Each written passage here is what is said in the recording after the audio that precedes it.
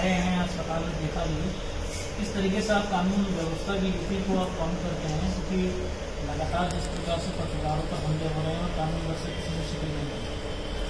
देखिए, जब सच की आवाज लोगों तक पहुंचाने वाले पत्रकार ही उत्तर प्रदेश में सुरक्षित नहीं है, तो आप अंदाजा लगा सकते हैं कि यहाँ पर सच बोलने वालों का, सच लिखने वालों का और सच्चाई जनता के बीच में जो लोग लेके जा रहे हैं उनका क्या आलम है, क्या हाल है।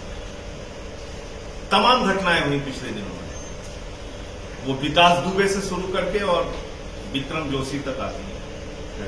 वो विक्रम त्यागी की घटना को भी हमें याद दिलाती है। आप बताइए कि महीनों हो गए विक्रम त्यागी का अपहरण हुआ, उसमें कुछ नहीं निकलता।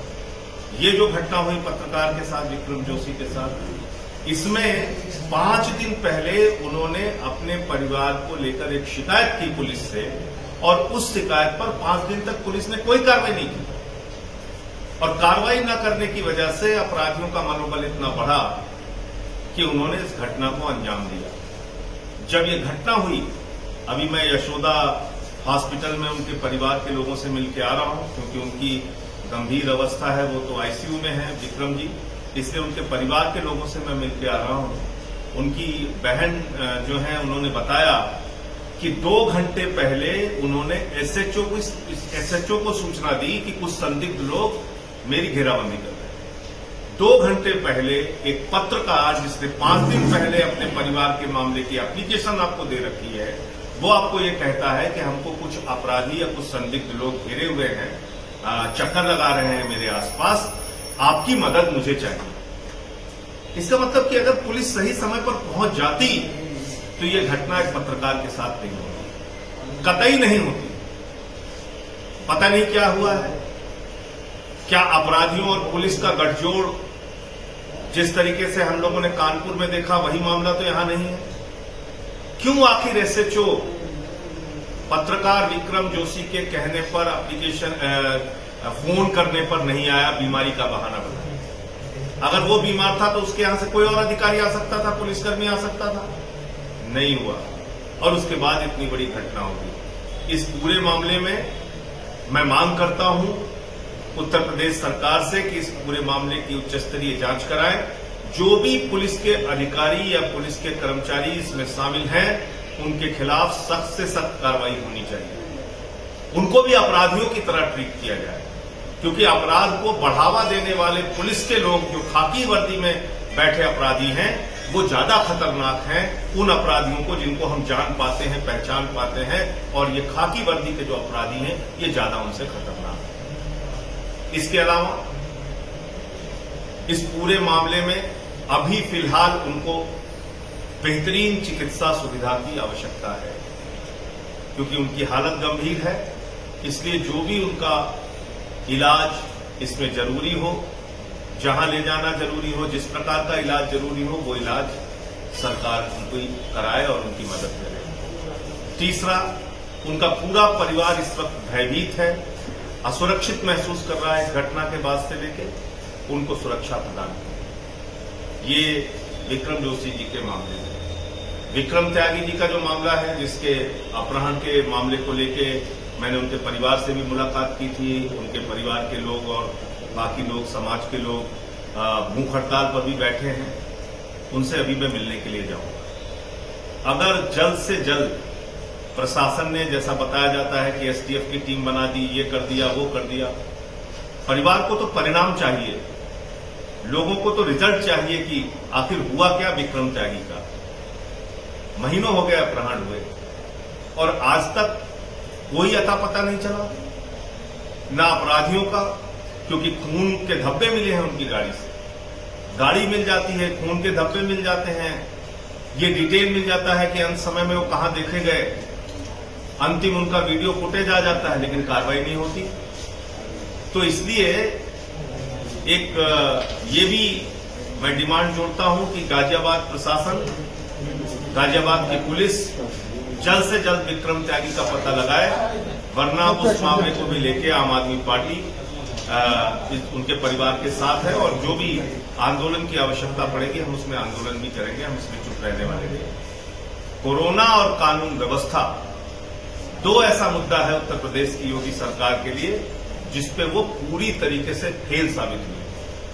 कोरोना की बात अगर हम लोग करें, आज पूरे उत्तर प्रदेश में कोरोना एक बड़ी महामारी के रूप में सामने आ रहा है और हम लोग पिछले 10 दिन से आगाह कर रहे हैं कि यहां पर होम आइसोलेशन की छूट दीजिए, यहां पर ऑक्सीजन बेड का इंतजाम कीजिए, यहां पर वेंटिलेटर्स का हॉस्पिटल के अंदर इंतजाम कीजिए। तमाम मांग हम लोग कर रहे हैं कि भाई कोरोना के ऐप जारी कीजिए, लेकिन कोई कार्रवाई नहीं की गई। और अब जब ये भयावह रूप लेके सामने आ रहा है, लखनऊ के अंदर कल एक वरिष्ठ पत्रकार ने वो फोटो भी डाली है, आप देख सकते हैं कि किस तरीके से लाइन लगी हुई है कोरोना के मरीज। उनको बेड नहीं मिल रहा है, उनको हॉस्पिटल में इलाज नहीं मिल रहा है। बगल में दिल्ली आप चले जाइए, बहुत आलोचना हुई हमारे दिल्ली सरकार की, केजरीवाल जी की, लेकिन आज केजरीवाल का चिकित्सा मॉडल दुनिया में और देश में चर्चा का विषय बना है। 1,03,000 से ज्यादा मरीज दिल्ली में ठीक हो चुके हैं। पॉजिटिविटी रेट घट के 9 से 10% आ चुका है। दिल्ली में रिकवरी रेट 85% हो चुका है। और ये क्यों संभव हुआ? क्या क्या काम किया केजरीवाल जी ने? उन्होंने योगी जी की तरह क्रिकेट मैच खेलने के लिए टीम 11 नहीं बनाया, बल्कि उन्होंने इस कोरोना से लड़ने के लिए गंभीर प्रयास किए। होम आइसोलेशन एक बड़ी हमारी सफलता का कारण रहा। टेस्टिंग ज्यादा से ज्यादा हम लोगों ने कराई। आज दिल्ली जैसे छोटे राज्य में जहां 2.5 करोड़ की आबादी है, वहां पे प्रतिदिन 25,000 के आसपास टेस्टिंग हो रही है। उत्तर प्रदेश जो 24 करोड़ की आबादी वाला राज्य है, इस उत्तर प्रदेश के अंदर जो प्रतिदिन की टेस्टिंग अब हो रही है वो जाके करीब 40,000 45,000 पहुंची है। इसके पहले यहां भी 20,000 19,000 ऐसे टेस्टिंग कर रहे हैं। तो कम से कम योगी सरकार को प्रतिदिन 2 लाख जांच करानी चाहिए। कम से कम 75 जिलों में 75 टेस्टिंग लैब होना चाहिए। उत्तर प्रदेश में 34 टेस्टिंग लैब हैं, दिल्ली में 42 टेस्टिंग लैब हैं। एक छोटे से राज्य में 42 टेस्टिंग लैब और यूपी के अंदर कोविड पेशेंट को अगर अपना टेस्ट कराना हो तो उसके लिए जिलों में लैब मौजूद नहीं है। मात्र 32-34 लैब पूरे यूपी के अंदर है। हर जिले में कम से कम एक लैब बनाइए। ज्यादा से ज्यादा बेड की उपलब्धता होनी चाहिए। ऑक्सीजन बेड होना चाहिए, क्योंकि इसमें सबसे ज्यादा ऑक्सीजन की जरूरत पड़ती है, वेंटिलेटर की जरूरत पड़ती है। गाजियाबाद में, नोएडा में, मेरठ में, सहारनपुर में, लखनऊ में, वाराणसी में, इन जगहों पे, प्रमुख जगहों पे, इलाहाबाद में जहां जहां केसेस बढ़े हैं, वहां प्लाज्मा बैंक का इंतजाम करना चाहिए। कोरोना के ऐप जारी कीजिए योगी जी, कम से कम लोगों को पता चल सके किस हॉस्पिटल में कितने बेड खाली हैं, किस हॉस्पिटल में कितने वेंटिलेटर खाली हैं, किस हॉस्पिटल के अंदर कितने ऑक्सीजन बेड खाली हैं। आप तो कह रहे थे 1.5 लाख बेड आपने बना दिया। ये मई की खबरें हैं जिसमें उत्तर प्रदेश सरकार के अधिकारियों ने दावा किया कि 1.5 लाख बेड बन गए वहां। लेकिन मौके पे आप देखिए तो लोग लाइनें लगाए हुए हैं, उनको हॉस्पिटल में बेड नहीं मिल रहा है। तो कुल मिलाकर ये अपने आप में एक बहुत दुर्भाग्यपूर्ण पक्ष देखने को मिला। मैं एक मामले में खुशी भी जताऊंगा। मैं पिछले 10 दिन से मांग कर रहा था कि होम आइसोलेशन लागू कीजिए। कम से कम दिल्ली सरकार के, केजरीवाल सरकार के अच्छे मॉडल को योगी जी ने कल लागू करने की बात कही है। अब होम आइसोलेशन यहां भी यूपी के अंदर भी शुरू किया गया है कल से। उसके मैं समझता हूं कि अच्छे परिणाम देखने को मिलेंगे। कुछ और कदम उठाने की जरूरत है। योगी सरकार अगर उसको नहीं उठाती है तो फिर ये ज्वालामुखी के पहाड़ पर शांति से बैठकर विस्फोट का इंतजार करने की कार्रवाई होगी। इसलिए मैं अनुरोध करूंगा कि इस समय कोरोना और कानून व्यवस्था 2 चीज से उत्तर प्रदेश पीड़ित है। उससे आप उत्तर प्रदेश को बचाइए, मुक्त कराइए, लड़ाई लड़िए और जिससे कि सही मायने में अपराध रुक सके, सही मायने में कोरोना रुक सके। आप लोगों के कोई प्रश्न? संजय जी, ये बात क्यों मीडिया के जरिए कर रहे हैं या प्रशासन से भी या पुलिस से आपकी बात हुई है?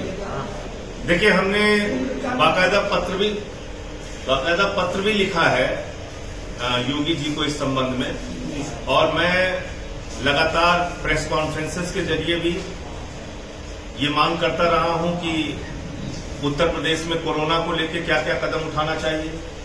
8 जो हमारे पुलिस के जवान और अधिकारी शहीद हुए, उनके परिवारों से भी मैं पिछले दिनों मिलने गया था और उस दौरान भी मैंने कानून व्यवस्था को लेकर सवाल उठाए थे।